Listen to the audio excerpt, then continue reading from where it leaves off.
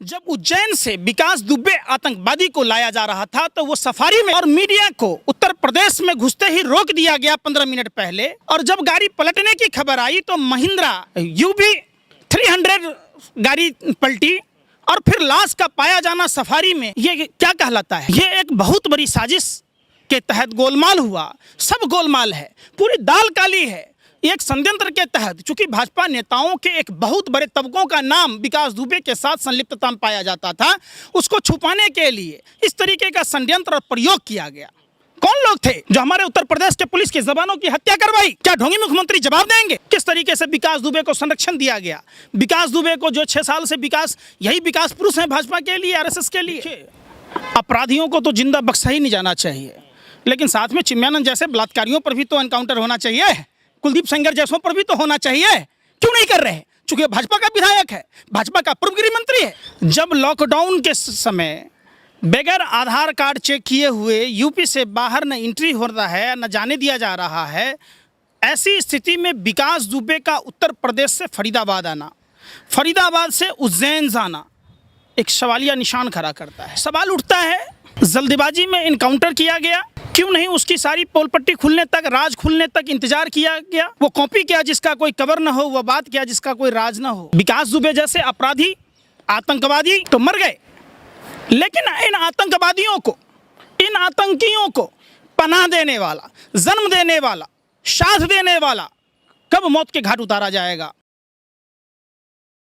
पंकज श्रीवास्तव जी, क्या कहना चाहेंगे? अब तो आप इस चीज़ से नहीं नकार सकते कि विकास दुबे का एनकाउंटर हो चुका है। और एक बार फिर से मैं बता रहा था आपसे, पिछले दिनों में ही मैंने आपसे सवाल किया था कि योगी की जो सरकार है वो एक्शन में आ गई है। आप इसको किस नज़रिए से देखना चाहते हैं? आप एक्शन में देख रहे हैं इसको?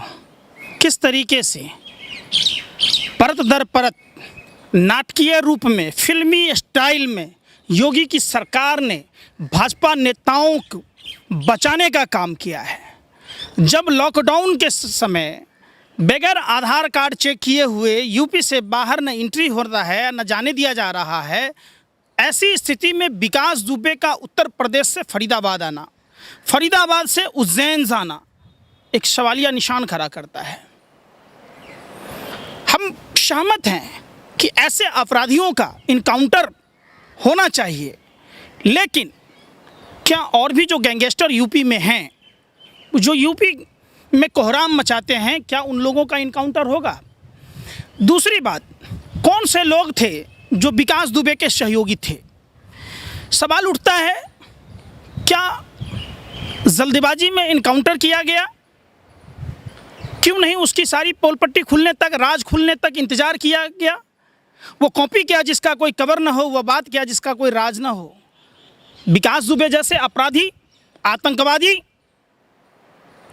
तो मर गए, लेकिन इन आतंकवादियों को, इन आतंकियों को पनाह देने वाला, जन्म देने वाला, साथ देने वाला कब मौत के घाट उतारा जाएगा? ये सवाल उठता है और ये पूछता है भारत।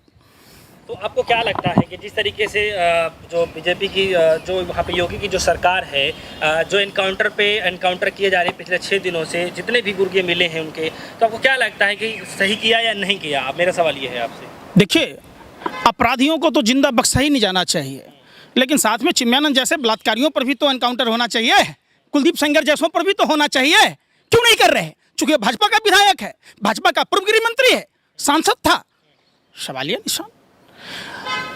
विकास दुबे के सहयोगी जय वाजपेयी, अन्नू अवस्थी, प्रमोद विश्वकर्मा, स्वतंत्र देव सिंह जो भाजपा के प्रदेश अध्यक्ष हैं, भाजपा के और कई विधायक मंत्रियों के साथ उनका संबंध था, तरीपार गृह मंत्री के साथ उनका फोटो था, JP नड्डा के साथ था, उमा भारती के साथ था, केशव प्रसाद मौर्य के साथ था, ढोंगी मुख्यमंत्री के साथ था।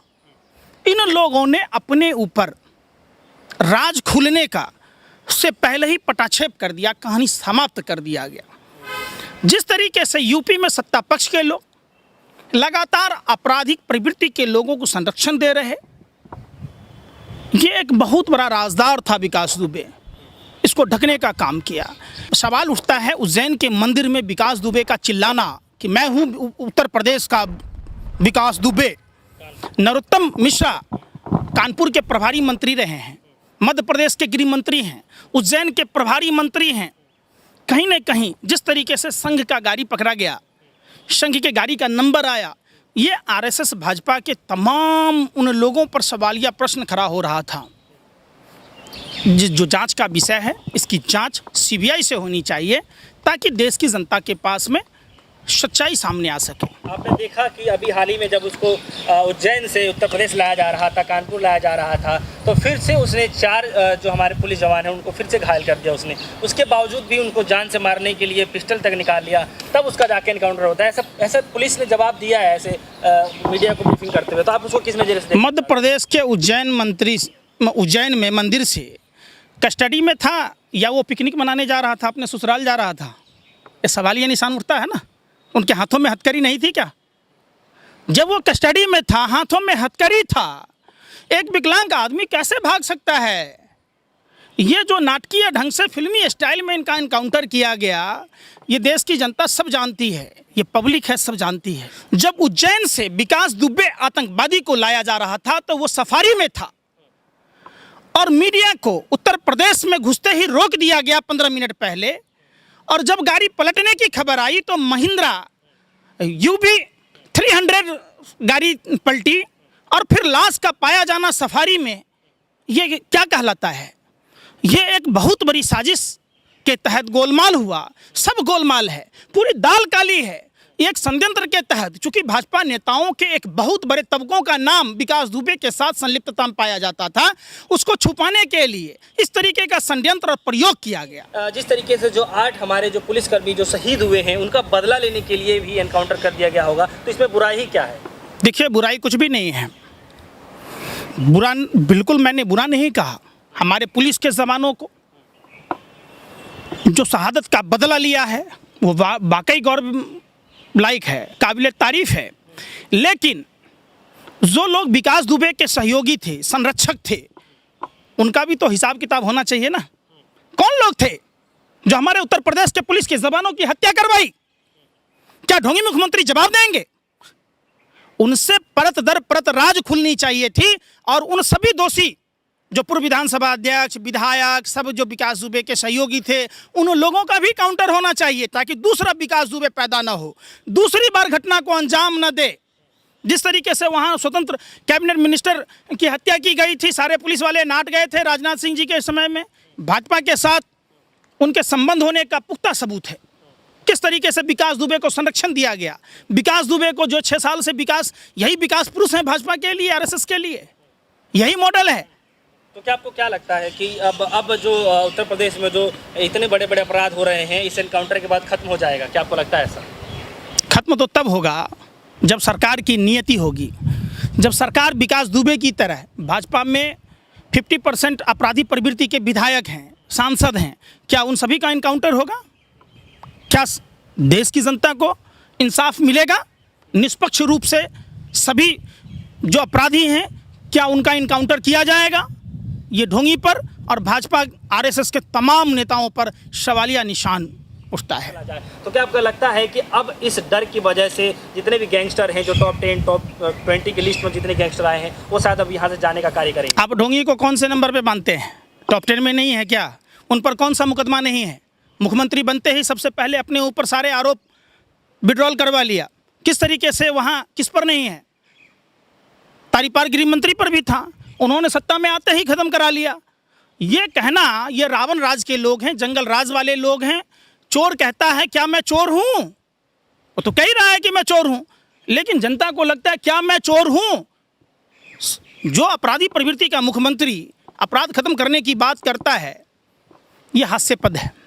बगुला कहे कि हम मछली नहीं खाते, बिल्ली कहे हम दूध नहीं पीते, शेर कहे हम मांस नहीं खाते, ऐसा होता है क्या? तो क्या आपको लगता है कि सरकार पलटने का डर था जिसकी वजह से? बिल्कुल। 100 से 200 नेताओं के साथ विकास दुबे के संबंध थे। परत दर परत उत्तर प्रदेश में तमाम आपराधिक पृष्ठभूमि के लोगों के साथ, चाहे वो बलात्कारी हों, हत्यारे हों, लुटेरे हों, सबका संबंध भाजपा आरएसएस के साथ है। वो लिस्ट खुलने की डर से इस तरीके की घटना को अंजाम दिया गया। देर आए दुरुस्त आए, चलो एक तरह से सही भी है, लेकिन सवालिया निशान तो बनेगा ना। क्या बाकी लोगों का भी इनकाउंटर किया जाएगा? लेकिन जब वहाँ से लेकर के आ रहे थे, उज्जैन से जब लेकर के आ रहे थे, तो शायद उससे जांच पड़ताल और करनी चाहिए थी। हालांकि वो उसने मान लिया था कि उसकी वजह से ही ये सारी हुआ था, जितनी घटनाएं होती उसकी वजह से ही हुई थी। तो जब इतना सब कुछ वो बताने के लिए तैयार था तो और लोगों का राज खुल जाता। तो एनकाउंटर जैसे एक बड़ा कदम उठाना आपको कितना उचित लगता है? देखिए, ये सब बहुत बड़ा षड्यंत्र है, प्रयोग है भाजपा आरएसएस का। जिस नाटकीय अंदाज में उज्जैन जाकर उसने सिलेंडर बोला, उस न्यायपालिका पर भरोसा करना चाहिए भाजपा के लोगों को, वहाँ एसटीएफ के जवानों को। सवाल उठता है जब वो पलटी तो उसमें जो साथ बैठे हुए लोग थे और कस्टडी में हाथ में हथकड़ी लगा होता है, दोनों हाथ बंधे होते हैं, ऐसी स्थिति में हथियार छीन लेना संभव नहीं है। और वो भी जब दोनों पैरों में रड लगा हो तो ऐसी स्थिति में वो भाग भी नहीं सकता है। लेकिन कहीं ना कहीं सत्ता पक्ष के दबाव के कारण एसटीएफ के जवानों ने ये कदम उठाया और मीडिया को रोका गया। गाड़ियों की अदला बदली, सफारी में बैठता है, यूवी महिंद्रा में पलटा जाना, फिर सफारी में लाश का मिलना एक बहुत बड़ा जांच का विषय है।